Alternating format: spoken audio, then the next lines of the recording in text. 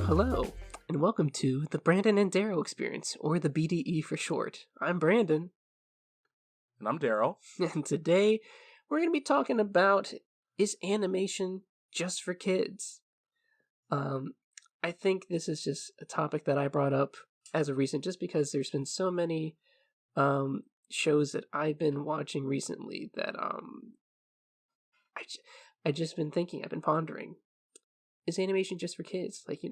I feel like I'm just a grown boy, at the ripe old age of 23, but I'm still watching these animated shows, and some would say, oh, those are kid shows and whatnot. But I would say I disagree. And so I think today we're going to be talking about the stigma behind cartoons, animation, whether that be 2D, 3D, is it a Disney movie, DreamWorks, all different studios as well. So that's my little intro, Daryl. I'm not sure if you want anything else to add to that. No, I do think this is a very interesting question to kind of explore. And of course, it's a little bit of a change of pace, but like I have also thought about this before, where I have met many people who don't really find an interest in any sort of animated content, and in some cases find it a little odd that I or other people of our age would still be interested in animated content, despite the fact that sometimes it hits different. So I'm kind of excited to get into this, So yeah. Yeah, and I don't think we have a set style or place we want to start, whether that be 2D or 3D. So I'm just going to propose that we start with American animation, since that is, we're in America. I feel like that's what we grew up with. That's what we're familiar with. Mm-hmm. So I'm not sure if you want to start with a certain company or whatnot. If you want to start with 2D, 3D. Well, I think that it's interesting. I would probably say that, like, of course, when it comes to American animation, we of course would have to talk about the basically the king of animation, as far as like major releases in film and even to a certain extent television are concerned, and that would probably be Disney, as well as its subsidiaries like Pixar. Um, I think that, and kind of just diving headfirst into it, I think that like a lot of the stigma that comes with animation, the fact that people feel like it's a children's medium, I think a lot of it comes from the fact that studios like Disney have decided to target specifically children with their content, and sometimes that stuff can be more uh, broad, so there can be a broader audience for a lot of their content. But at the same time, I think that like seeing something like Frozen, for example, that being well, it was the highest grossing Disney film of all time, and then Frozen 2 beat it. So yeah. Um Seeing stuff like that being kind of like the most successful for Disney doesn't tell them anything otherwise. And I think that seeing such a major studio constantly release content like that, it signals something to a wider audience. And even when we get into like cartoons, so like television, for example, I think that we're now getting into a space where a lot of animated television has started to kind of embrace an adult audience, but for the most part, you look at like Cartoon Network, for example, where they do a good job at kind of blending the two, but for the most part, they still have a lot of animation that's geared towards children. I would argue that like looking at something like Teen Titans and then looking at Teen Titans Go and seeing just how vastly different the approaches are, I think it kind of shows there's this, I guess, separation between those two, I guess, viewpoints. Yeah, it's funny that you said Teen Titans, because I was literally just thinking that as soon as you said like the Cartoon Network doing like the happy medium. But I was thinking of like Mm-hmm. when we were growing up, we were, I wouldn't say introduced, but it's more so like it was more okay, acceptable, I guess is the word that you're looking for. Mm-hmm. That we were watching shows like Teen Titans, which it wasn't like a hardcore like, oh, this is a like adult or teenager show. It was just more like in a realm where I think Warner Brothers, because they own the rights to Teen Titans and all the other DC related media, um, I think they handled it in a way that they could still show, I guess you can say, violence in a way that kids can easily digest it, but also that it's like not where parents would be like batting an eye towards it. And maybe again, that's something with our generation where it's like, is it like the zillennial or the, I guess, late millennial thing where it's like, oh, kids can handle it, or like we were just transitioning into that Yeah. period. But I want to bring up again that point that you said about stigma, like with Disney. I think not only is it thematically what the narratives or the stories that kid shows are aiming towards, because you're saying Disney is really aiming their marketing towards kids. I think that has, I think the whole stigma behind it is also because Disney does a lot of musicals. So I'm not sure if Hmm. musicals have been deemed as this performative art where it's more so like, oh, that's a kiddie thing, or that's Hmm. or it's just been associated with it because Disney has marketed towards kids, but also because they do musicals as well. It's almost like kind of linked together now. Yeah, and I find it very interesting you bringing that up because that was another thing that I was thinking about as well. Like, I think that when it comes to something like musicals, and we can talk about like kind of the ability for audiences to suspend their disbelief. um you look at like film from way back when, like 40s, 50s, 30s, whatever, and a lot of the musicals that existed back then really existed because a lot of people would find like an escape. So like a lot of like the best musicals of all time are considered to be like West Side Story, or An American in Paris, or just A Star Is Born, like a lot of different musicals like that. But I think that audiences got to the point where it's like, I mean, I can only take so much of people just randomly bursting out into song all the time, and La La so Land. yeah, exactly. And La La Land was also successful, and I think that now we're starting to see like kind of like a renaissance for musicals. But I think that the reason why Disney has been so successful at making these musicals in animation is because the medium kind of allows for a certain separation. And so whatever happens to that medium, like you can watch a movie where speaking of Beauty and the Beast, for example, you can watch a movie where a woman is constantly singing about all this stuff that she wants, and also there's a walking, talking dresser and a teacup running around singing songs. Like you can believe that in animation, but in live action, a la the 2017 remake, it comes off weird.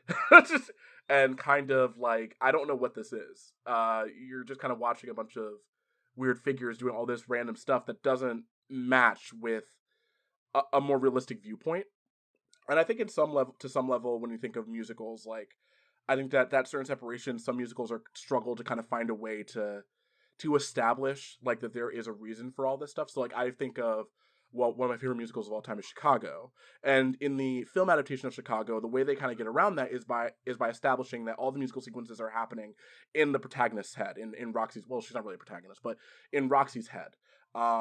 And her character is constantly imagining all these giant bombastic musical sequences.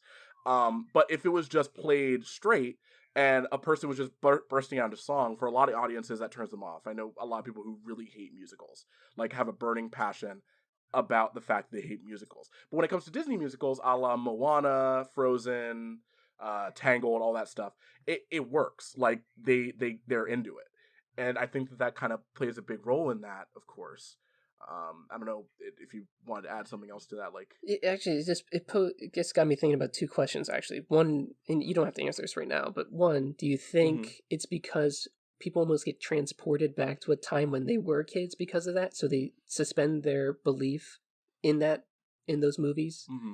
And then two, do you think um that movies such as like Treasure Planet or Atlantis don't perform as well because they're not musicals? Even though they Well, I are think. animations Oh, that are, oh sorry. no, you're fine. No, no, sorry. Go ahead. Even though they are animations that they're artistically done, like they're really well animated, they have like pretty good plot and narratives. I think we both agree that we would say Treasure Planet is probably one of our favorite Disney movies. 100%. Yes. And I'm wondering if that's because there isn't any musical, like because there is no musicals, it's not as successful in a Disney standpoint. And this is where I kind of like where the whole question was kind of posed for me, is that I like that though. Like I don't think animation is just for kids. So kind of we're going again back to Hmm. the regular point, or the original point being, art is animation or is cartoons, whatever you want to say, just for kids. And for me, those are prime examples, at least in the Disney aspect. There's a bunch of other Mhm. shows I can list that we'll get into, or at least I want to get into. I have them written down Yeah.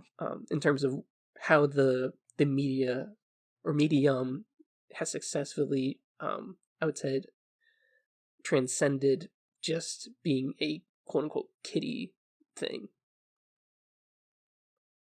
Yeah, I think that to some degree there is some accuracy in that, like that people are kind of transported by those stories, but I think that to some extent, like the reason why they do so well is I think part of it is marketing, of course.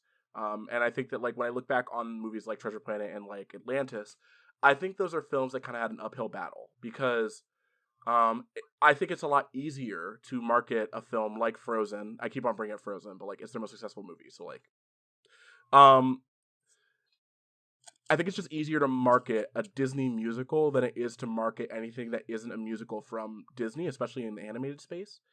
I think that like looking at things like I'm thinking of more recent animated films from Disney that aren't musicals, and I think the first thing that comes to mind is like Big Hero 6, but even then that's based off of like a Marvel property.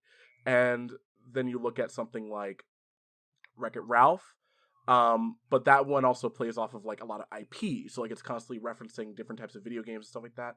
I think that Treasure Planet and Atlantis kind of had an uphill battle in the sense that they're so out there in the sense that like marketing a film about um a kid who feels I guess isolated and feels I guess alone Well, to a certain yeah. extent, So wanting to go on this adventure through space, and it's mostly genuine. Because I remember the marketing for Treasure Planet specifically was a lot of just like 1 minute it's like, ooh, we're going on this action adventure. The next minute there's Ben running around like quipping, and like I guess there's like a tonal distance to it. Um, that made it kind of difficult to market, especially back in 2002. And then Atlantis, which was I believe 2001. Atlantis, I think, is again another film where there is comedy in it, but it's more character driven, I would say, than a lot of other Disney film. Or sorry, that's not really the way I should say it. It's more character driven than like driven through like story mechanics, I guess is the best way to put it. Like Frozen, it's like, oh, you have people singing about all the stuff they want, and like that's really easy and accessible. do you want to But build a snowman? but how exactly do you market a film going like, meet Jim, his dad left him when he was a child? Like, how do you market that? Easy. Like It's like, has this ever happened to you? yeah, like it's difficult, and I think that like that to a certain extent it probably turned a lot of audiences off.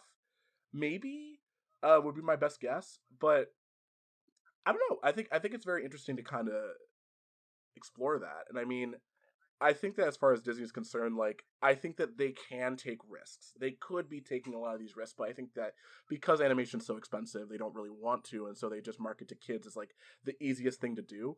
But again, going back to my original point is that I think that in a weird way, because Disney and honestly Pixar as well, but Pixar it's a little different, but they're both low key they're the same I mean, company. They're not, but they yeah, are. they Disney acquired Pixar, so yeah. Exactly. So like yeah, but I think that marketing to kids is probably just the best thing to do as far as like financial goals are concerned, like making the most amount of money as possible.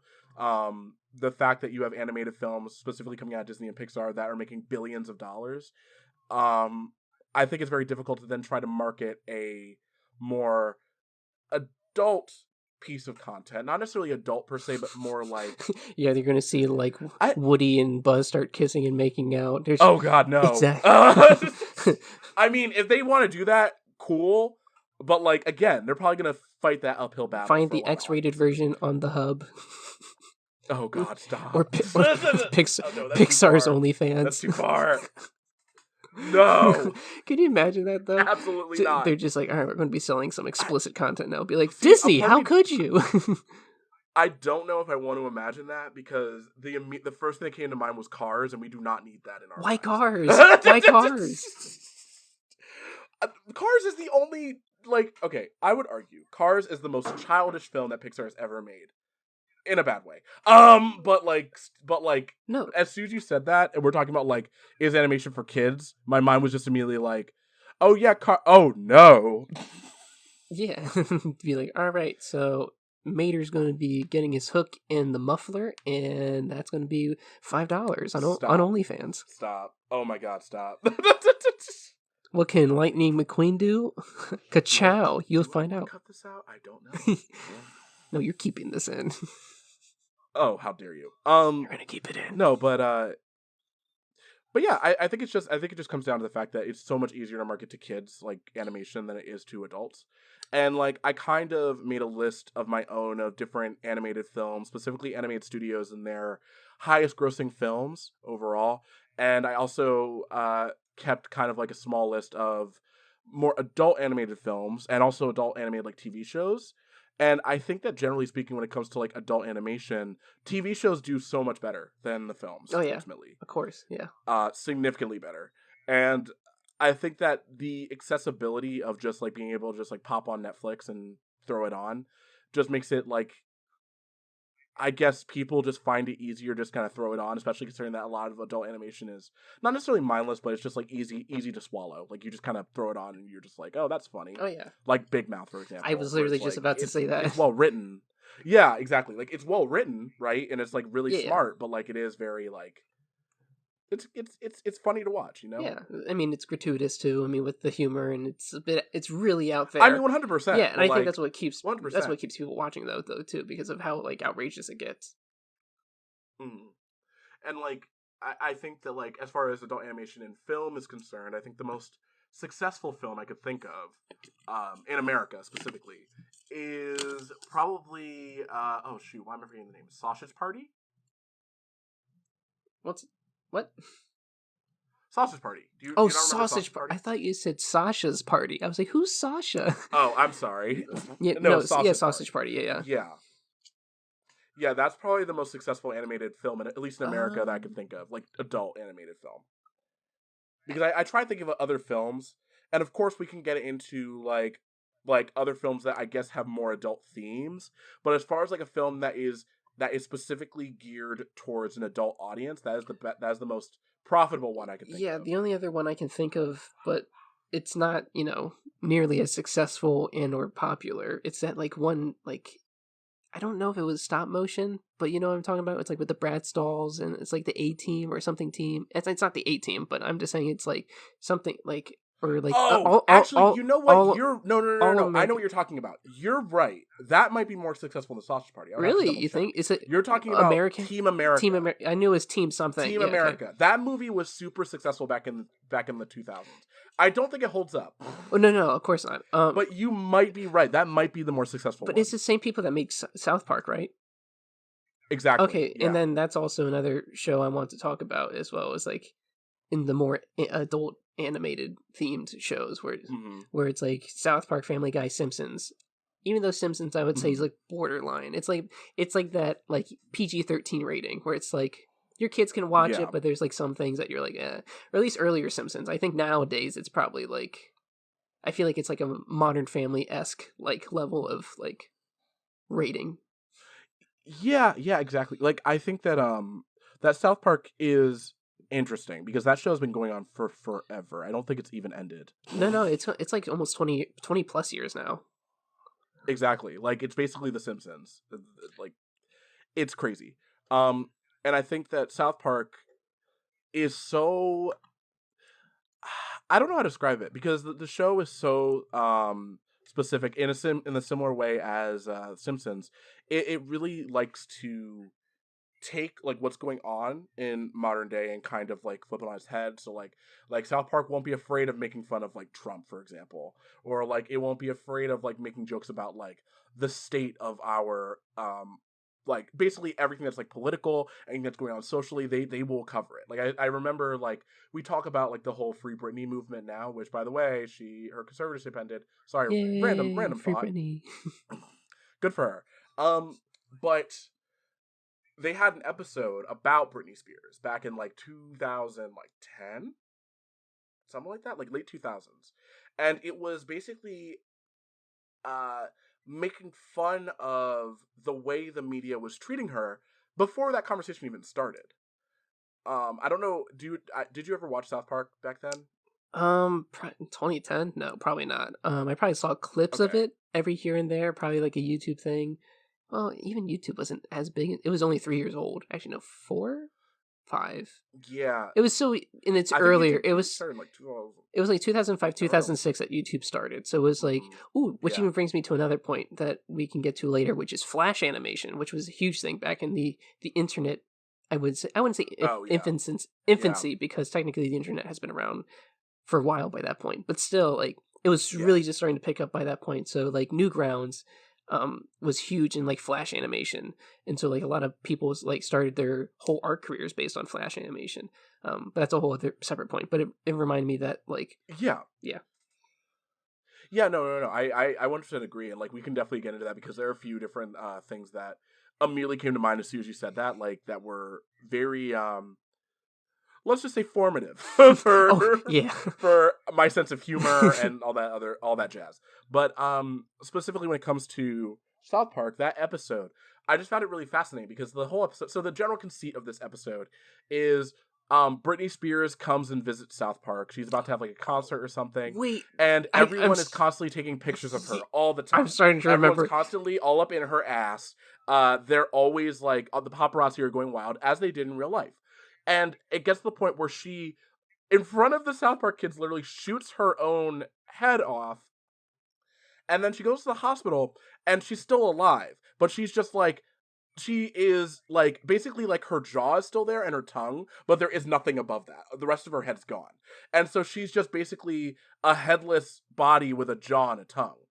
And she'll just like make like gurgling noises or whatever, like when she's trying to communicate. But then all of a sudden it turns into like this weird joke where they're all like trying to sacrifice her because the paparazzi are part of a pagan cult where Britney Spears has to die. So it gets a little wild, but the episode's really interesting because it did talk about something that we aren't talking about until like 10, 15 years fucking later. And I think that's really interesting. And so like I think that that's kind of the power of that medium that I think that in a lot of ways we kind of overlook. And I think that perspective is changing, but I do think that like that had we been more open to animation as a medium for everyone, then we probably get some more daring animated films. Television, I think television's fine, but like film, we don't really have that much, you know? Yeah. And like you were saying, I think as we keep talking more and more, I'm starting to think of more adult shows that are out currently. Mm-hmm. So I'll just list off like a few more. There's BoJack Horseman. There's Futurama. There's Yep. Bob's Burgers. Mm-hmm. Like um, in in terms of even just like I would say there's a whole superhero genre as well in terms of the television adult theme show. Like Yeah. even DC has their own like not a Suicide Squad. I think it's a Harley Quinn show that's out right now on Harley Quinn, on HBO yes. Max. Yes. That's like super. I wouldn't say risque, but you know what I'm saying. Like they're cursing a lot. It's a lot of like explicit material. Um, Exactly. yeah, and then even the most recent thing that came out for Amazon Prime Video that one of the shows I'm really into right now, even though it's been a few months since it ended, but Invincible.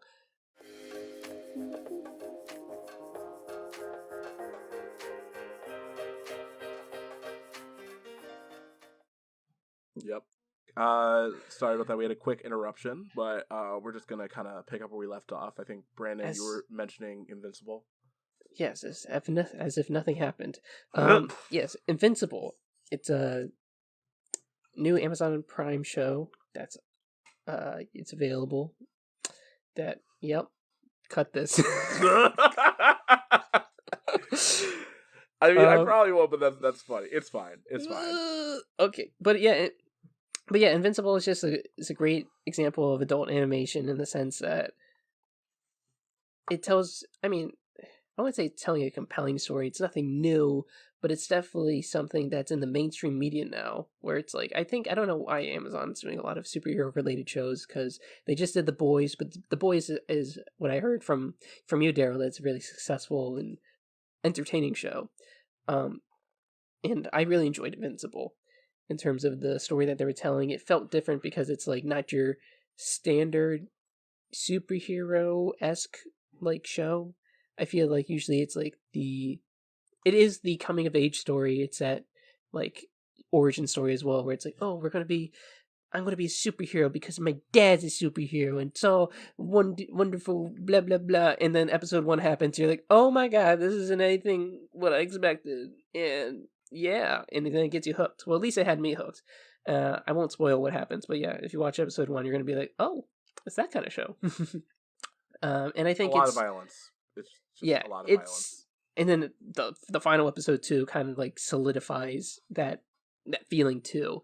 Um, Not just with the violence, but in the terms of the scope of where characters are going and where and how they're what's driving them essentially. So I think what I'm taking the takeaway from this, like not only just from Invincible, but other, I would say, heavy narrative stories that are more adult themed, in terms of animation. I think that's what is enticing for them, and you're able to take it there because of the medium that it's in.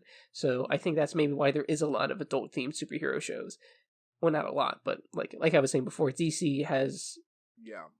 like you've been there's a lot of what ifs in DC where it's like, oh, like what if Superman was actually just like a killer machine? Like that's a thing that they have. I don't know what it's called, but I've seen clips of it before, where they have a show of that. So I think that's it's because you're able to literally illustrate it. You're able to take your show in different and new routes as well. So like really exemplify how graphic can be without it being like I wouldn't say disgusting. Like it crosses like a barrier where it's like, oh, this is unwatchable. It doesn't cross that for animation, or at least not to me. Or like you want to really exaggerate emotions. You can do that with animation because it's a drawing as opposed to an actor. Like you can only emote so much. But if you're really trying Yeah. to exemplify and really have that form of expression, whether it be through their actions when they're fighting or their faces when they're showing their deepest emotions, I think animation is just the best way to do that. Yeah, I think I would agree with that because I think that the medium, and I've kind of said before that I think that just the medium of animation is just so interesting and underutilized in the sense that like you do have the ability to tell so many different types of stories, and the limitations of live action ultimately are gone when it comes to animation, both in terms of presentation and in terms of like what those stories can be about. Ultimately, like there are certain stories that like, okay, as cool as it would be to see in live action, it's probably one easier and two cheaper to just make it an animation. Um, and that's not a bad thing, I don't think. I would say that like as far as shows like Invincible. I really enjoyed Invincible a lot, and I think that a lot of adult content like that, a lot of adult like animation like that, specifically about like superheroes, subversion, stuff like that.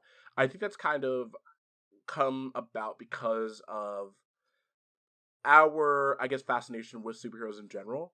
But I think it's a very interesting contrast to compare something like Invincible to another superhero animated film that I would argue is one of the best superhero movies of all time, The Incredibles. Is Oh, I was I was gonna say Megamind. Megamind. I low key forgot about Megamind. I mean, it's good, but like The Incredibles is a masterpiece.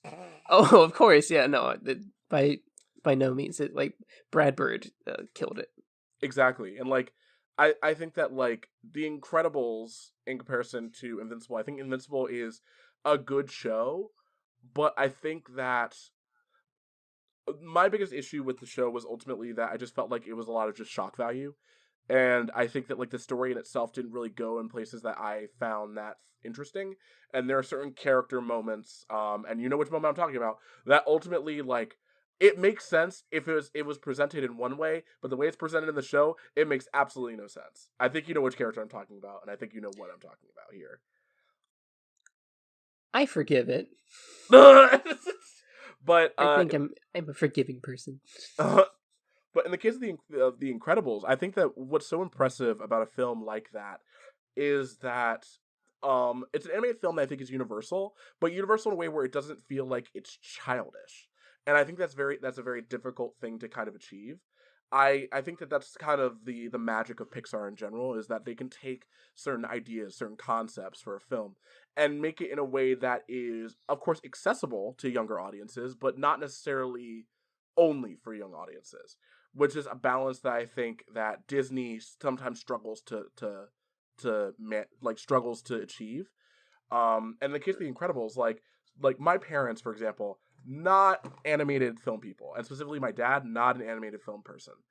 But I remember as a kid, I used to love The Incredibles. The film came out in 2004. I was 7 years old, and when the film came out, I remember I watched it all the time. I watched it on DVD when that came out, and I kind of forced my dad to watch it, and he actually legitimately likes that movie. And I think that that's kind of interesting, considering that there are so many different other animated films that I've been like, oh, you should watch this, and he's like, no. He's like, gross. Don't ever dare show me Yeah. this again. And so like I think that it's a testament to see like that there is that balance to strike, but I think that it's a hard balance, and I think that a lot of other animated studios, um, and film specifically, struggle with that balance. Now on TV, literally, there's an abundance of adult TV shows, some good, some really terrible and nearly unwatchable, that are really successful. So like we just talked about Invincible. I would also bring up and we talked about Big Mouth, but I would also bring up why can't I remember the name of the show? So like there's a lot of new shows that are coming out on like Netflix, for example. Like Oh there's yeah, a I new haven't seen one that. that I just watched like an episode or two of called Inside Job, which is making fun of like conspiracy theories, and Yeah, like there's stuff like Midnight Gospel, which is wild and insane. And then, of course, another big dude. one that we haven't even brought up, Rick and Morty, Oh my god, I forgot all about them. which I think Which is is it's such a great show because it is wacky, and I can fully understand why someone wouldn't like it. But it's so funny and it's so well done. Like it's so smart, and it's really smart in the way that it's parodying its original idea. If you didn't know this, Rick and Morty is a parody of Back to the Future, and they kind yeah, of take it to like its furthest extremes, and it's insane and it's crazy, and I love it. yeah, and I think what you're gonna see if you can follow this chain of thought. But I think Rick and Morty, why at least I want to say our generation, because maybe it is transgenerational where its Hmm. appeal is, but for the most part, I feel like it's only usually like millennial, Gen Z, whatever you want to call it.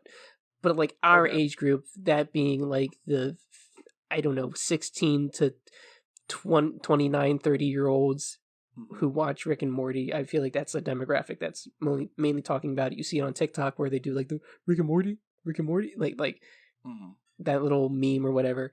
Um, I think it's actually because there's something about it that reminds me of SpongeBob, which is another show, even though it's more kiddish, That's at least not where I thought early, you were going with that. but like early SpongeBob, where because all the shows are what's the style? What's that called? Where it's just like they're not. Oh, it's anthologies, essentially. Is Like, that the word I'm looking eh, for? And it's not yeah, a they're running isolated. narrative. Yeah, they're isolated Yeah, episodes. So it's like an anthology. It's a collection of stories, as opposed to a whole world. Like maybe there's like little tie-ins here and there, but for the most part, it's just it's they whatever. don't Uh, reference things that have happened in previous episodes. Typically, sometimes they Typically, might, but for the most yeah, part, like there's a little, like maybe like a little thing, but not usually. Um, and so I think maybe it's that appeal, or at least that's where I see it, where it's like early Sponge, and I say early SpongeBob because it's like it's a little bit it was a little bit more risque, it's a little bit more out there, and it had like I think that's where we developed that sense of humor, and so then it like transferred over into Rick and Morty mm-hmm. in that kind of same roundabout way, or at least there's something about it. Maybe it's like the buddy like duo comedy group, whether it be Rick and Morty or SpongeBob and Yeah, Patrick.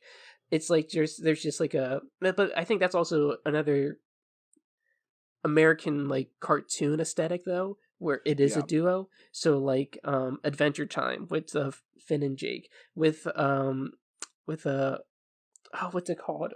Gumball, for example, Well, is another one. there's Gumball, but there's the other one where it's it's with the blue jay and the raccoon. Oh my Oh, god, why am I regular show, regular regular show. show? So it's like it's always that buddy duo, like that Mm-hmm. comedy duo, um, that's so prevalent in American comedies, or at least in American TV show, not TV show, cartoon shows, I should say. Um, Mm-hmm. and I'm not sure if I think it's just a formula that works, at least, and that's been seen a lot within this generation. So I'm not sure if that's why I think that that show's been so popular. Because the kids that grew up are now the age where they're watching Rick and Morty. Yeah, and I think that may I think that is true.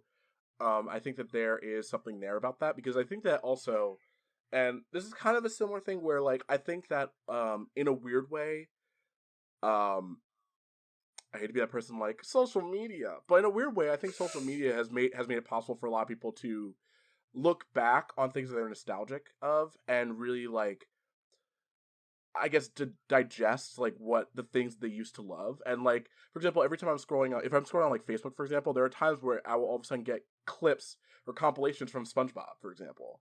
Or like I'll all of a sudden start seeing like videos from like about like analyzing old TV shows. Like one of my favorite shows when I was younger was The Proud Family, and I'll see a bunch of videos of people talking about The Proud Family. And then there are so many different people, specifically millennial adults, who are super excited for the new. They're basically remaking The Proud Family. They're redoing it. It's the same cast, same creators, everything like that, and they're redoing it for Disney Plus. And people are losing their minds. They're excited for it, and I think that that is very interesting that I guess like a whole generation of people um really have managed to still have that level of interest in those things. Um because I don't really know if that's necessarily the case with other generations. The only like I guess test to other generations I really have is my parents. And like I said, they're not really the biggest animation people. So like um I think it is very interesting to kind of see that, you know. Yeah, I'm wondering why it's mainly this generation, because animation has been around Mhm. since the 1920s, if not earlier, but really popularized and serialized by Walt Disney himself with animation. He's really the one, like, that's even where all the animators of these days get their, like, principles from that animation style. Like, there's, I think it's like the 12 rules of animation, I think was developed by Disney animators. But there's like Snow White, even, or like all those older, I want to, yeah, they're older generation animation. So why isn't it for our parents where it's like that same, I guess, nostalgia, or that same desire to want to watch animated? I mean, there's outliers. I would say, like, I think my mom. I mean, but she's like a kid at heart, so she's Mhm. always like, "Let's watch the new like Disney movie. Let's watch the new." Like, she's down for it. Mhm. But like you were saying, for your parents, they're just like, Yeah, So yeah. I'm wondering what's the gap between there? Like, why is it like the people of this generation are so eager for something like the Proud Family reboot? Yeah, and I think that's a great question because I really don't even know. But like I think that part of it is that like I said, I brought up social media, but I guess to kind of like elaborate on that, I think that because of I guess like the way that we grew up with media in our lives, right? So like television is more ubiquitous than it's ever been. I grew up on like three main channels: Nickelodeon, Disney Channel, Cartoon Network. Those like the main three. For whatever reason, Yup, in yup, my yup. area, they were back to back to back. Like they were the same three channels. Like it was like what like 60. It was like 67, 68, 69. Those were the three channels. And so watching a lot of like the animated content on that, like one minute I'll be watching Kim Possible, the next minute I'll be watching like uh oh gosh, why can't I think of names like Samurai Jack or Courage the Cowardly Dog. Then I'd switch over, watch SpongeBob. Like I'm just constantly watching different types of animated shows. And we didn't even talk about like some of the older animated shows like Cat Dog or like Oh, the Boomerang generation. exactly. Yeah, like and even old Johnny Bravo, exactly. Dexter's Laboratory. I mean, it's Mm-hmm. still all And even it's all older than Hanna that. Barbera. It's all Hanna Yeah, it's all Barbera, but Hanna. like even older than that, like another Hanna Barbera show, Tom Scooby Doo, of course, Tom and Jerry. Tom and Jerry, which is Warner Brothers, not Hanna Barbera, but still. Same umbrella. They're owned. Uh, I guess Mm-hmm. I think Warner Brothers has the rights, but I think Hanna Barbera is still like, especially at that time when Scooby Doo was like being made back in like the what 70s. Well, Actually, I found this out. No, Oh, sorry. I found this I was out. gonna You go first. I'm sorry.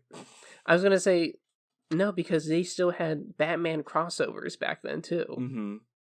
So I'm not sure if that was just a partnership at the time, but I'm pretty sure Hanna-Barbera was either like a partner or at least some type of like asset to Warner Brothers even back then. Well, I found this out, and this is a weird segue, but I found this out. Apparently, Hanna-Barbera one does not really exist anymore. No, no, Or at it's least, gone. yeah, It's been absorbed. I'm pretty yeah, sure. something like that. And they were around up until the quadrilogy of Scooby Doo movies that came out like late '90s, early 2000s. Do That you being mean Zombie Zombie Island, Island, Cyber uh, Chase, Cyber Chase, The Witch, Witch, the Witch's Ghost, The Witch's and Ghost? Alien Invasion. Yes. That quadrilogy. After Cyber Chase, that's when Hanna Barbera like was gone. Oh, they're like, peace out. We'll leave you with the banger. Bye. But low key, those four movies are like the quintessential like Scooby Doo movies. Low key. Yeah, you don't need to watch anything else after that. Exactly, exactly. And so like I think that it's very interesting that that's the case for us because I don't really know if older generations are like that with with animated stuff. I mean, again, we can get to like the whole Disney of it all because like of course you have like Snow White, Cinderella, Dumbo and all the other stuff. Sleeping Beauty. But like when we think about like the Disney Renaissance is like late 80s early 90s, right? So it's like Yeah. Little Mermaid, Beauty and the Beast, Lion King, like all those movies. Those are the Disney movies that like we talk about like the older ones. We talk about Snow White, but like we don't love Snow White like we love the Lion King. You know what I mean? Or Tarzan. Or Tarzan. And I think that I think that for our generation because we were so, I guess, because there was just so much animated content for us to consume, and considering that like not just in theaters but also on television, I think that we just grew to love animation in a way that maybe older generations didn't. And I think that also you look like the cartoons of earlier generations and they're good, but they're not like they don't really have like meaty stories to tell, you know what I mean? Like I think because I think the way older animation was literally just an extension of an art form. So literally mhm, like a flip book.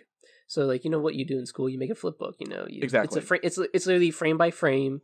I mean, and you see a moving picture. I feel like that's what it more was trying to exemplify. It's more so trying to show off the medium itself, be like, okay, this is like a moving art form that Mhm, like look what we can do with the body proportions, look what we can do with how we can make huge dust clouds or explosions or mhm. sparkly things or even have synchronized dancers all at once. Like it was more so Yep. like the spectacle and like A la the Fantasia.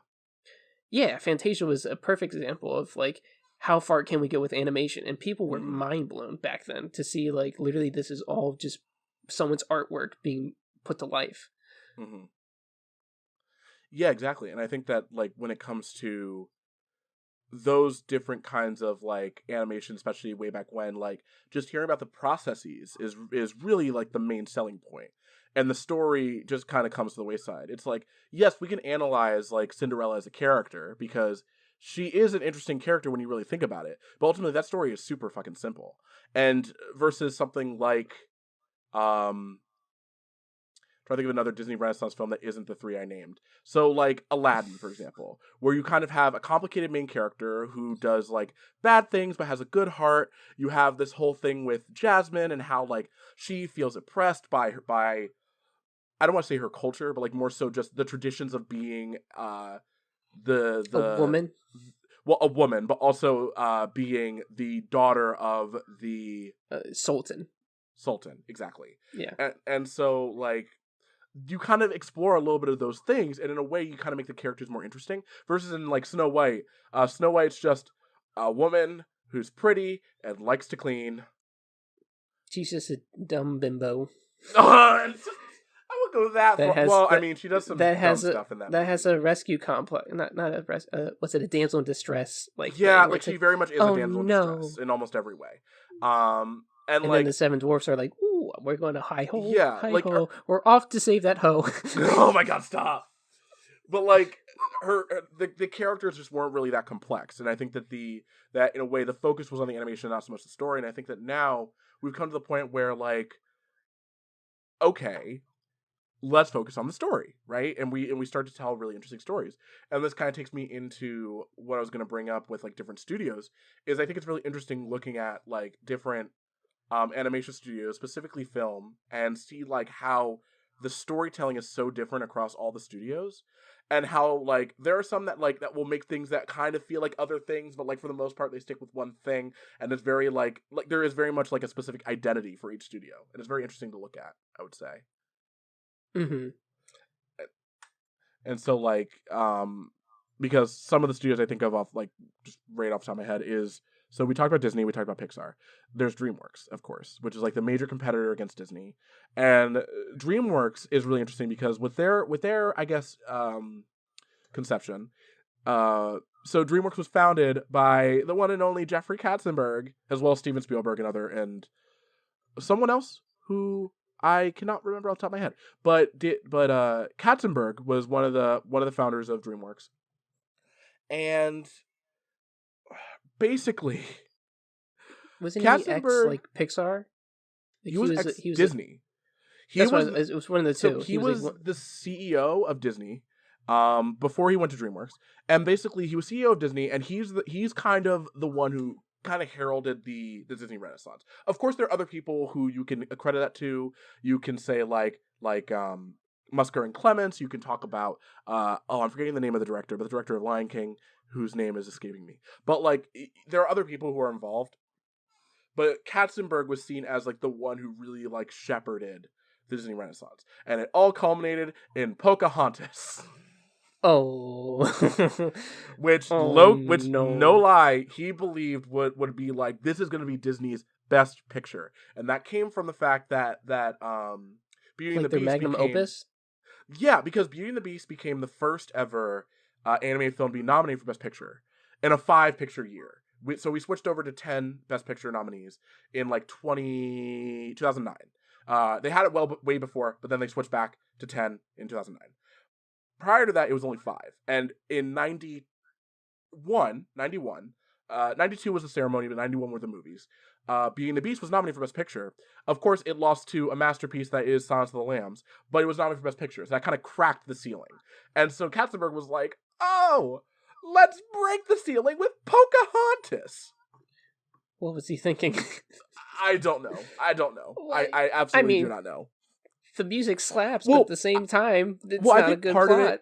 I think part of it is just like the time, like because I think that the thing about it is that like the '90s, if you look back on a lot of those films, that movie fits perfectly into like the '90s thing of like, and even the 2000s for that matter, of like we want to tell stories about like white people and the natives, and like because I think of like Dances with Wolves immediately, Mm, which I don't know if you've seen that movie, but like, oh my god. I have not. I've not seen it. It's literally 3 hours of Kevin Costner being all like, "I was one with the natives."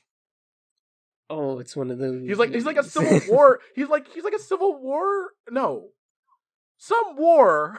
I think it's Civil One of War. these And then wars. he just like starts like living with the natives, and he's like, oh, he's the one they call Dances with Wolves. It's so weird. It's such a strange movie. I don't understand movies in the '90s, but whatever. Regardless. So like Pocahontas, I can see like him going like, oh, Dances with Wolves was like this huge success. So let's make Pocahontas, and it's like, I mean, at the no, no, time, no, no, no, I mean no. at the time, I guess he was in the right mindset. Does it stand the test of time? That's a whole other conversation. Well, it didn't even stand the test then because people were like, this movie's not good. I mean, yeah, I mean, it's iconic and there are good songs, but like, it's not good. no. But And then he left because he's like, I made a train wreck well, I of a think movie. I don't know if he didn't leave on good terms. I know that much. I don't know if he just left or if he was like fired or kind of like forced out. I think But he left on bad think terms. I think he willingly left, if I remember Okay. correctly. Well, either way, But he was pissed off. yeah, but then he made smacks like El Dorado, Road to El Dorado, Prince of Egypt, Spirit, Yep. Stallion of Cameron, Cimarron. whatever. Stallion of the Cimarron. Yep. Cimarron. Yeah. That's where he came back with Pocahontas. He's like, you know what? I'm going to put a little Pocahontas in this. Oh God, stop. Oh no. No, but then basically, the big movie that really gave DreamWorks like the biggest success, and like, uh, personally my favorite is Prince of Egypt, but that's a whole other discussion. Um, he makes, or he is involved in the making of Shrek. Now, everyone's seen Shrek. Everyone knows what Shrek is. So I'm not even going to bother with trying to explain the plot of Shrek. But I can tell you, he fucking hated Disney and was like, fuck you, I'm going to make fun of you for an hour and a half. And it was like the highest grossing movie of that year.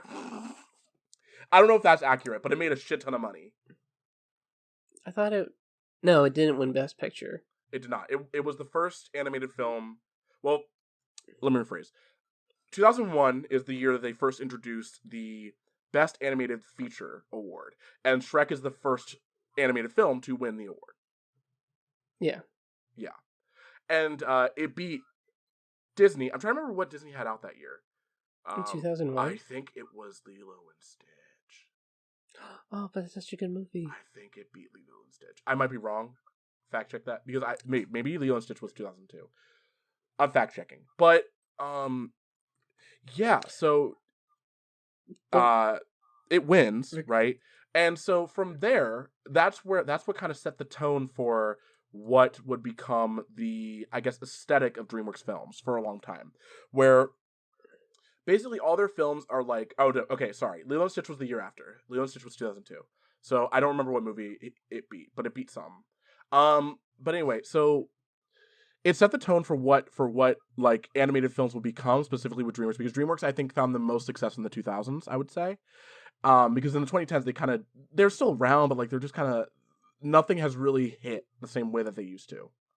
yeah, it's just How to Train Your Dragon. And Yeah, like I mentioned before, there's like movies like Megamind, but it's not like they're not big, they're not outstanding because then there's like Megamind, Monsters versus Aliens, that like realm of movies where it's just like I would almost say like they found an aesthetic, but it's like not like you recognize the DreamWorks movie. Like even you see it today with like Boss Baby and stuff like that. Like oh my you god, can I forgot they recognize do Boss Baby. yeah. Like they Yeah, have a bunch of movies that like you kind of forget they're DreamWorks. Like and it's not in a good yeah, way. yeah. And I think it's really interesting because like with DreamWorks, like, because I think of, when I think of DreamWorks, like, yes, they've made like things like Prince of Egypt, which I think is a masterpiece. Like it's very much a fantastic film through and through. But it's funny that that's from DreamWorks, because what I immediately think of is like the sarcastic, like ironic humor. A lot of the humor is like very like there's fart jokes, and there's like a lot of just random shit happening for like an hour and a half, and it's funny, but like that's really all it is. And I think that Shrek and I guess Kung Fu Panda are the only ones that are really like slapsticky like that, and really work, because like other films I think of from them, it's like Over the Hedge, which isn't a bad movie, but Oh, like I you loved have it. As a kid I loved it. Over the Hedge, you have oh gosh, I had the list in my head and now I'm losing it. Oh no, what was that movie? It was Are you talking it, about Shark Tale? okay, Shark Tale. Oh boy, I have so much to say about Shark Tale. But in the Shark Tale, there's B movie. That's what it was, Yeah. which is a batshit creation. I So have so much to say about that too. they had a lot of anthropomorphic like themed movies for a little bit. Yeah, but their movies are just so strange in the sense that like they're so, the type of comedy and the type of humor is so different, right? Especially for the time, Yeah. because when you look at animated films from then, again, it's Disney, and Disney's animated films were like The Prince of Egypt, for example, where you get Yeah. like these borderline epic stories about people and their dreams and them doing whatever. Because there's also like Notre Dame, uh, Oh yeah. Hunchback of Notre Dame, and you have and even at this point, like 2001, this is when they're making like Atlantis, of course, and then Treasure Hmm. Planet comes in 2002, and like they're really making like these epic big stories. But then for whatever reason in the 2000s, because of Shrek, or because of what DreamWorks set the tone with, all of a sudden all animation became like slapsticky, for better or for worse. So like I would say that like Lilo and Stitch kind of leans more towards the DreamWorks realm than it does the Disney. I think Lilo and Stitch is still very much a Disney movie, but but again, it has that same type of thing. It's very slapsticky. It's very like some of the humor is very sarcastic. Some of the original jokes that were going to be in the movie, oh boy, Oh yeah, yeah. So because what I'm hearing from this though is that DreamWorks is almost like the precedent as to why, not as to why, but like maybe why a majority of people might even equate animation with kids related content. I would say maybe yeah. That slapstickiness, that like, because I think thematically that is what it's going for. It's going for the cheap jokes, and it's like it's not a bad thing. Like you can go for Mm-hmm, slapstick and like in mm-hmm. those like fart jokes and whatnot, but at the same time, I think that's where the, I guess, almost immaturity comes into play, where people start equating that Well, to I wouldn't say childhood, but to children, it's to just whatever the adjective is. yeah. Well, it's a hard thing to kind of cover because like there's a lot of overlapping things that are happening too. So like, of course, DreamWorks is having its heyday, but then at the same time, Pixar is having its heyday, right? Where like Pixar is kind of like the anti DreamWorks at that point, and Disney Animation is basically like oh, we came out with Chicken Little. Okay, you know what? I know you hate it. I love Chicken Little. I don't hate the movie, but I hate the dad because he's a shitty dad. He is a shitty parent. Everyone in the movie He's is like, your son's a loser, and he's like, I know.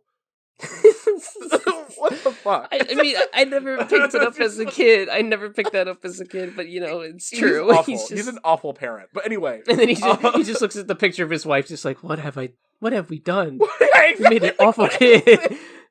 And then she's just probably thinking beyond the grave, just like, what do you mean? What have I done? I've been dead. Oh What my have you god. done? Yeah, that whole movie is a mess. But um, yeah. So like, and also Home on the Range. That movie's unwatchable. I watched like 5 minutes of it. And I turned it off, and I'm like, I'm never watching this in my I life ever. no, that's just a bad one. Yeah, Oh wait, but what are those? What are those movies? Are they DreamWorks? That are they like straight to video? But I remember seeing it's like Planet 51, and then there was like the one that movie was Sony. that was Sony. Oh, so Yeah, then the Planet other one I'm 51 was thinking was Sony. probably So the only so one I'm thinking of was the other one I was thinking of too was like the chimpanzee one, where it's like they're all astronauts and they get sent to I space. I don't think that was Sony. I think that was someone else, but it might have been. I know for a fact because the thing about Sony that makes it interesting is that Sony, I think, during the 2000s, I think Sony was just created. And if I'm not mistaken, their first film was actually Open Season. Oh, that was a good one. I thought it was I didn't know that okay. was It's Sony. yeah, it's not great, but that was like their first animated film. That was like when Okay. Sony Animation came up. But I think that Sony Animation had a hard time finding itself for a while, and I think that now they're kind of starting to become like another like not powerhouse per se, but another kind of like reliable animation studio because I think this really hits around 2010 where they come out with Cloudy with a Chance of Meatballs. Oh, so they're the one that made it. Okay. I don't know why. It's just like they just it kind of, you know, when you like you see like the opening credits and you see like the either it's not like the distributors, you see the Yeah. producer, like the companies that do that. I just forget Sony's is there because it's so bland. Because it's just Yeah, like it's like blue lettering. It just says Sony Animation. It's like, oh, yeah, I think Sony as a company, I mean, they've made some really like low-key terrible decisions, but they've made some of the most interesting films. they've made Surfs Up. Yeah, they made Surf's Up. That was Sony. I Yeah. love that movie. It's a good movie. Like I think that Sony really doesn't find itself until kind of like The Cloudy with a Chance of Meatballs, and then they make the sequel, of course. But then you know what their highest grossing movie is? And actually Hotel technically their highest Transylvania. grossing franchise, Hotel Transylvania. Hotel Transylvania. And those movies, like, I don't think they're bad movies. I actually think they're pretty solid, specifically the first one. Yeah. But like, it's very interesting seeing that that's like their most successful. But it's similar to Cloudy with a Chance of Meatballs, where it's like it's slapstick humor, but it's smarter, and it also uses the animation and the character design as like a way to really have that slapstickiness happen. Because like for example, when I think of Cloudy with a Chance of Meatballs, I think of like the nose and that joke Oh where it's yeah. like his nose is so big that he has to like blow up his cheeks in order to like kiss what's her face Anna Faris's Hmm. character, and it's like Yeah. stuff like that they play around with a lot, which I kind of appreciate. Versus like other studios, they kind of just play it straight. Now I was gonna talk about like Pixar with their films, but in the 2000s, Pixar um was really like seen as like this is masterclass animation with another studio that I will bring up in a minute. Um, with their stuff, like you have the Toy Story franchise. So Toy Story 1 comes out in the 90s. Toy Story 2, was that 99? I think that was 99. But then Toy Story 3 happens in 2010, and that movie's a massive hit. You also have The Incredibles, you have Finding Nemo, you have Cars, which... But then you also have, like, WALL-E, Ratatouille, Up. Like, the 2000s was when Monsters Pixar Inc. was really going off. Monsters, Inc., yes. How Fantastic dare you film. forget? Running through all of them. And so like, and then there's a reason why like Pixar, oddly enough, especially in the case of the Academy, Pixar has kind of become the studio where if there's a Pixar movie nominated for Best Animated Feature, it's most likely going to win. There have only unless been, unless you're the Good Dinosaur. I think the Good Dinosaur wasn't even nominated. I know, but I'm just trying to. But I mean they're fine because that same year they had Inside Out. Oh yeah, that was one of the Same years year. where it they was did the a it was the double first years they release. did a double. Yeah, exactly. Um, and so like I think that Pixar really kind of solidified themselves as like the masterclass of animation, which kind of shot them in the foot in the 2010s for various reasons. Um, and then of course you have Illumination. I have nothing to say about them. All their movies are just for children, and that's it. And this is why people think animation's just for children. Exactly. Thank you, Illumination. I The low key, minions are the problem. yeah, I low key blame them. I know that they didn't come up until the 2010s, but until 2010, but like still, I blame them. All right, well, And then of that's course, the end of the podcast, and we figured it out, Daryl. That's exactly. Thank We you, answered the Illumination. question, even though we've been We going answered off the of the question question. entirely. No, but then of course, two other studios that I personally love that don't really make the most money in America, but like I still love them.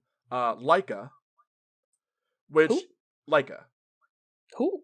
You don't know who Leica is? Nope. So Leica is kind of like one of the few studios that works specifically in stop motion animation, and they're the ones that Oh, made okay, Coraline. yeah. So Coraline, of course, is their highest grossing film. And Coraline is very interesting because I think that set the tone for their studio in the sense that their stories are very... You don't like Coraline, I can tell. I don't like Coraline. I think that movie's so great. It's basically like a kid's introduction to horror. I think it's such a great movie. It's okay. I think Paranorman's better. Oh, I like Paranorman a lot too. I like Paranorman I a like lot. that a lot better. I mean, my favorite Leica is Kubo and the Two Strings, which is like a hot take. Oh, well, but and that's 100% better than Coraline in my opinion. I don't think it's 100% better. I like Coraline a lot. Oh, I'm sorry, misspoke. 200% better. Oh, Jesus Christ. But anyway, but with Leica, I think what's really interesting is that their films tend to kind of have like some of their films are more slapsticky, like The Box Trolls, or like, what's the one that came out with like 2 years ago? It was actually kind of good. It was, Missing Link. But then you watch Paranorman, you watch Corpse Bride, which I found out was also Leica. Oh, they did? Tim Burton worked Apparently, with I them? think they were involved, but I don't think they were like officially solidified as like an animation studio just yet. So like some of the producers from Leica, I think, were involved, and that's why like they're roped into like the Leica thing. It's like how like Gotcha. Get Out, I think, is included in like the Monkey's Paw thing from Jordan Peele, but if I'm not mistaken, Monkey's Okay. Paw wasn't a thing until after Get Out. Gotcha. Yeah, so I think that's what it is, maybe. But Corpse Bride, of course, and so like they kind of make like darker, more, I guess, like, I don't want to say grounded, but just like very dark stories for kids. And I think that like I do say for kids, but I think it's very accessible across the board in a good way. And specifically Kubo and the Two Strings. That whole movie is about how this little boy's grandfather wants to rip out his eye. Understandably fuck? so. The whole you've seen Kubo, right? Yes. That whole movie is just the grandfather wanting to rip out his eyeball. Yeah. What is this? That's perfectly I mean, of course, fine. there are other things that are You've going on in that never movie. you've never but been looking at someone's eye before, and you're like, yeah, pretty eyes. I'm He just not took it to Beatrix a whole Kiddo. other. He just went to a I'm whole not other the extreme. bride from Kill Bill. I don't rip people's eyes out. I know, What? but maybe you just haven't thought about it long enough. No. But Like, again, you ever just been like, I want some blue eyes today? I'll just go to Arrakis. Why do I need to rip your eyes out? Anyway, so yeah, Kubo and the Two Strings, great movie. And then the next studio is Studio Ghibli. So now we're transitioning into the Eastern Hemisphere of animation. Exactly, and I think that is kind of a perfect way to do it because I think Studio Ghibli is easily the most famous like studio that is non-American in the Yes. US, I would say. Yeah.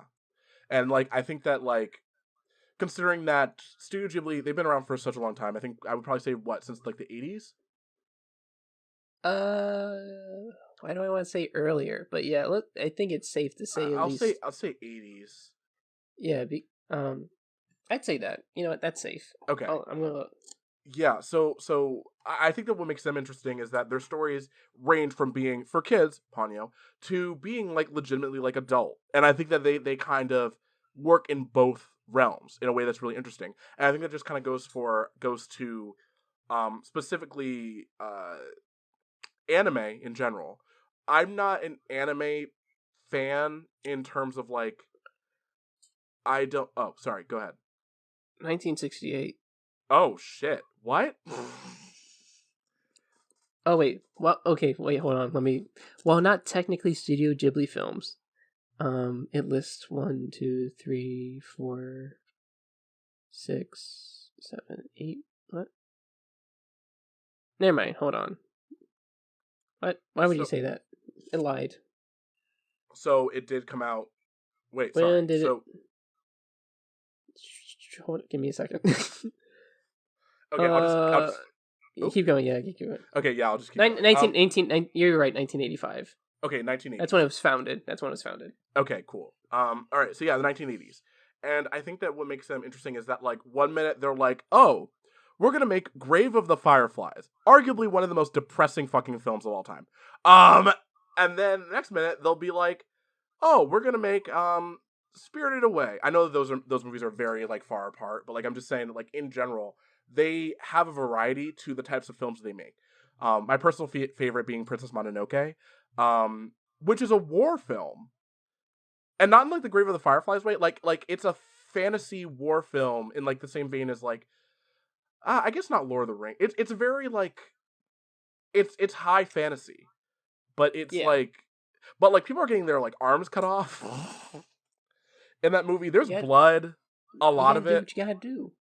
Well, I just think it's Yeah. really impressive that that's the case, and I mean that goes to animation and I mean anime, sorry, in general. But I like I was saying before, I don't really like anime like that. I like anime movies. I cannot do it with anime like television. I can't do it. Yeah, and I think that's where a lot of people draw the line is like anime. When they think of anime, they think of like, oh, there's Dragon Ball Z. You think of Naruto. You think of like One Piece or just like those shonen style animes because it's all about. There's basically no. There's this thing called power creep. I'm not sure if you've Mm-hmm. heard of this concept before, but essentially, um, your main character, your protagonist, is always getting stronger and stronger, because the threats keep getting stronger. So the only way to get stronger is like either having a, um, I guess a new form change or a new like power acquired, like something like that, in order for them to essentially match that.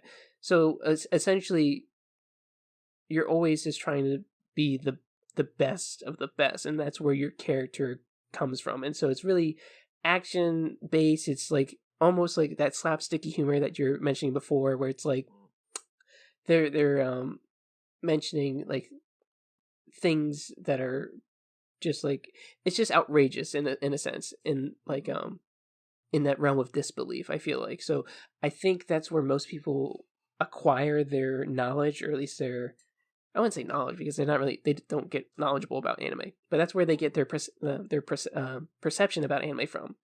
So they think, oh, it's just like all just like spiky haired dudes running around beating each other up, and it's just like a lot of shouting matches. I'm not saying that's what you think, but that's what I would say a lot of people see it as, or like they think of Yu-Gi-Oh too, or like things like that. Um, but what they don't realize is that there is stories embedded within anime, even in those style anime for shonen. Mm-hmm. Um, but there's like, even like you were saying, there's like anime movies where there's like Your Name or Silent is it Silent Voice? Yeah, I Silent think Voice, Silent yeah. Voice. There's just a lot of like deep meaning movies, but again, because it's in that form of animation, I think people usually write it off where it's like, oh, like this is just going to be a kids movie. But it's like if you watch A Silence Voice, it's about a girl um who's deaf, and she grows up being bullied and whatnot, and how she basically has trauma from that, and how she um the boy that bullied her when she was younger is in her life and prevalent still, and like how she deals with that. And it's Mhm. like, oh, these are like really deep concepts. But again, because it's in a form, an art form such as animation, or in this case anime, people are going to write it off. They're going to think of it as, what is it, what blah, blah, blah, like all the fighting and all the like outrageous things that they think they know about anime. Mhm. um but there's just so many different styles as well. I mean, there's sports anime, there's romantic, there's comedy, there's horror, there's psychological. Like it's just like any other like forms of, I guess, television or stories. They're just being presented in a different form, which is animation. Even for the show I'm watching right now, I read it actually. Really show my nerdiness. I read it as a manga, so Mhm. uh, now I'm watching it in the anime. In the anime, which is Attack on Titan, which is again another very popular anime. Um, but it's definitely it's actually very Games of Thronesy, and people would never know that if they, because they're what they're seeing are giant naked like well, yeah, literally giants that are naked running around, that they're humanoid looking, and basically there's people with swords and they're fighting them. So just on that description alone, you're going to think this is super weird, I don't want to watch it. And that's not even like a kiddie thing, that's just more like, that's just weird. But like when you get into the plot and the actual meat and potatoes of like certain shows like that, you start realizing, oh, there's a lot of similarities to shows that I might like or that I already like, such as Game of Thrones, or something as big and spectacle like we mentioned in our other episode, Doom. Yeah, yeah. No, I think I can agree with that. I mean, I think speaking personally, it for me, it's not so much that part of it. I mean, I think that like that's definitely part of it. Like the density of it all kind of plays a role in it. But I think that there is something to being able to watch a film and having it be kind of like a complete experience in terms of like being like one story being told over the course of like 2 hours. And I think that um anime television for me kind of, I hate to say it this way, but kind of overstays its welcome a little bit for me. It really takes its time, which isn't an issue, but like it really takes its time. And I don't know if I had that level of investment in that kind of storytelling, especially when anime storytelling already has like a very different structure from Western storytelling. For in a good way, especially when it comes to their films, but just in a television show, for me, it doesn't move in a way that I personally find satisfying. I would say. Yeah, and for some of that, it's because the show's being made at the same time that the books are being written. Mm, So there comes a time where filler has to be coming into play, or they have a lot of drawn out scenes because it's like, oh, we actually don't have any material to actually animate because the book hasn't even gone further past this point. So it's not like that with every show, but when serialization for the book is happening at the same time that the show is coming out, so like for example, Attack on Titan, it was a monthly release. So if you're only releasing like a 60-page like chapter every month or so, but you can probably animate something along the, like you probably animate like 5 or 6 episodes. Not really, because mhm. it's a month. But you have a whole studio. I really don't know about the whole workflow process, but the point being is that like eventually the animation studios would catch up to that point. And but also just for storytelling purposes, I think at least in that side of the world, they really focus on like flashbacks or like again exaggeration. Like they really focus on the exaggeration, like to nail into the point. Like this is a big moment in the show, so I can understand that feeling where it's like, oh, this is really drawn out. But I think for them, the storytelling really comes with the hyperbole within it. So like you really notice this in anime where it's like, oh, the faces are really just like distorted. There's like a lot of like long shots on it, and I think they're almost making anime to reflect manga, where it's like those still frames of comics essentially, where it's like it's a still shot and they're going to hold it there, as if it's like the actual book. And I think that's just the way how they storyboard and storytell. Okay. That makes sense. I don't know. But that does make sense for sure. And like I think that in a way that kind of just nails on the head like what I find a little bit inaccessible about it. But in a film, of course, because it's only 2 hours and because usually I would assume that the story is already predetermined and like previs and everything like that before the animators like even begin like kind of the writing of like the or sorry before they actually begin finalizing the film is what I'm trying to say. Because like I would assume that like the scripts are written or at the very least like if because a lot of the storytelling in anime films I find isn't just told through dialogue, which I appreciate, it's told through visuals. And they really use the medium to visually not just tell you like not just to show you what's happening, but for you to just like to actually like feel what's happening. It's a lot of like high emotionality in a good way. I just find that in shows it's not moving, the pacing is just not there for me, and Yeah, that sounds like it's probably why that's the case for me.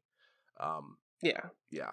But this brings us back, and I think we should probably end on this one. It's a blend of the two styles, Western and Hmm. Eastern mixed together. I'm not sure if you can guess the show, Daryl. You're talking about the one, the only Avatar, directed by M. Night Shyamalan. No, I'm just kidding. Avatar: The Last Airbender. You disgust me. You say that name before We're talking the about actual Avatar: The Last Airbender, the television show that ran what, like 2006, 2005. I think it's five 2005. Yeah, to to like like 2000, 2008. like 8. Yeah, that sounds about right. Yep. Yeah, because it was only 3 seasons. Yeah, it was book one, book two, book three. I don't think. Yeah, Exactly. there wasn't a book four. Um, Which is well, that sounds weird that there isn't a book 4, but it's fine. no, because there's four elements, but Yeah, they only focus on the three. Well, it's because Aang was already a master of air, that's true. But even though book one was called Air. So let's not focus on that. Or uh, was it? Was it that called? is wait.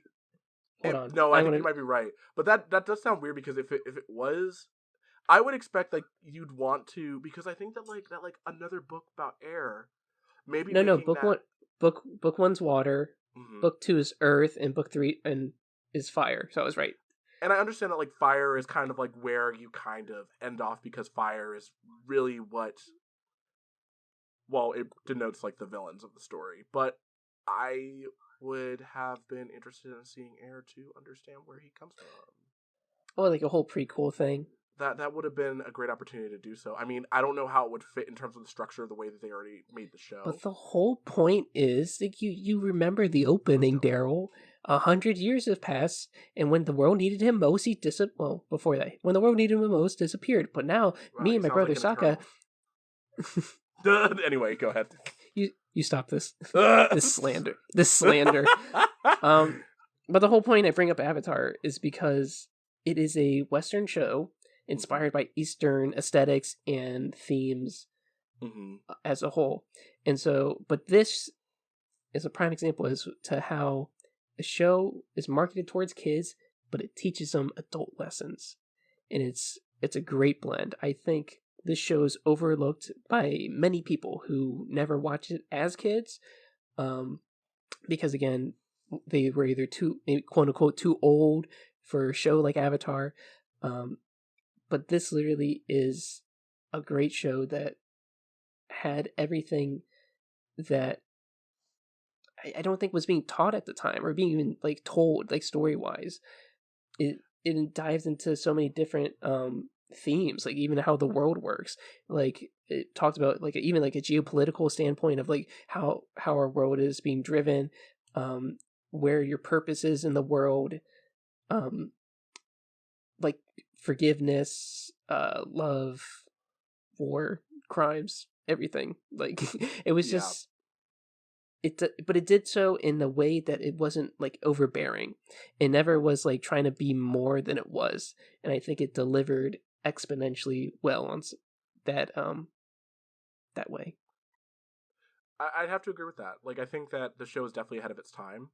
I think considering the fact that when the show was added to Netflix, how popular it became so quickly, I would say that had it been created like now during the age of streaming, I bet you the show would have been a whole phenomenon. Like I think that it would have been even bigger than a lot of the animated television that we've covered. Um, I think it would have been something else, and arguably, I think more people would have considered it to be one of the best shows ever made. Because typically when we hear about like, oh, what's like the best TV shows ever made, it's always like live action television shows about like I don't even know what it's called, like melancholy or like about like human They're like, whatever. it's like Breaking Bad, It's like it's Breaking Game of Bad, it's like Thrones, Sopranos, The or Wire, Friends, or or Friends. Friends. Oh God, don't get me started with Friends. I like, and those aren't bad shows by any means, but like I do think that more animation should be included in that. Like I do think that like when we're talking about some of the best shows ever made, we should include SpongeBob in there. We should be talking about something like Last Airbender. Like those things should be included in the conversation. Um, and so since we're kind of like wrapping up here, because I don't have too much I else I want to cover. Is there anything else that you had? No, I think we covered everything I wanted to cover. I think Okay. Yeah, we oh, sorry, go our ahead. message. I was just going to say, I think our message clearly is just give animation a chance. Hmm. I certainly don't think it's just for kids. Um, Even if it has like I want to say kitty themes, but like more immature themes, or if it's more slapsticky, or if it's even marketed towards kids, it still doesn't mean it can't be for you. Exactly. Um, yeah. And so let's just for anyone who so for the people who don't necessarily pay too much attention about animation, just because why don't we name one TV show and one movie that is animated that someone should go out and like check out. All right. Um, Even though we ended with it, I definitely would say if you haven't watched it already, definitely watch Avatar: The Last Airbender as a TV show. In terms of movies, there's just so many to pick from. Mm-hmm. Uh, it's so hard. But I would have to say, since it's underrated, Treasure Planet. I love that. It's so good. It's so It's so good. good. Okay, nice. Yeah, I was thinking about it, and I would say for TV show, um, I wanted to find something that is a little bit on the older side. And I think that what I landed on, we mentioned it in passing, but I would definitely say the original Teen Titans from the early 2000s. Okay, I okay. think that like though I need to revisit it, I don't really remember too much from it. What I do remember, the things I do remember were just really inventive and really bold. And though it is a superhero show, and in a weird way, like I fully understand like the superhero fatigue of today, I do highly recommend it because it was a great show at the time, both for its story, for its characters, and it was really funny also. So let's say that. And then for film, now this is a not like this is a film made for adults. This is not a kids film, so I will put that out there right off the bat. I think the animated film I would have to recommend is Perfect Blue. And I don't know, did you watch it with us? I I did not watch it with you guys. Okay, I had seen this film recently with a group of friends, and I loved it. So if you don't know, Perfect Blue is an anime film directed by Satoshi Kon, and he was a prolific animator. He also made the film Paprika. You may have heard of these two films because they are constantly made. Like people constantly reference them because they act as a major inspiration for a lot of Western film. So, for example, Paprika was very much a inspiration for Inception. Um, and so, in the case of Perfect Blue is an inspiration for many films, but two that come to mind immediately. One is Black Swan, and the other one is Requiem for a Dream. And if you've seen those movies, both by Darren Aronofsky, who I would assume loves Perfect Blue, they are insane in a good way, but they are insane. And Perfect Blue is that. It's very much a psychological thriller horror movie. Sorry, about a young woman who is basically trying to make a new career choice. She is a pop star in Japan, and she decides that she wants to move into acting. So she takes on a role in I guess, a soap opera, and things get really complicated, and weird stuff starts happening, and what's real and what isn't. And it is wild. It's a great film, though. So I would definitely recommend checking it out. Perfect Blue. Yeah. Yeah. Yeah. So, okay. So thank you for listening. Thank you for listening to the Brandon Darrell Experience, or BD for short. If you liked us, please give us a follow on Twitter, Instagram, TikTok, at the BDU Pod. Like and subscribe to our YouTube channel. Give us 5 stars on Apple Podcasts. And we will most likely be putting up a question, but the question will be, what's some animated content that you like? What's some shows that you recommend? What's some movies that you recommend? Where do you fall in this discussion? We would just love to know all that. And yeah, so with that, I'm Daryl. And I'm Brandon. And we will talk to you guys later. Goodbye. Goodbye. Okay. So we're reviewing X-rated content next episode. Stop it.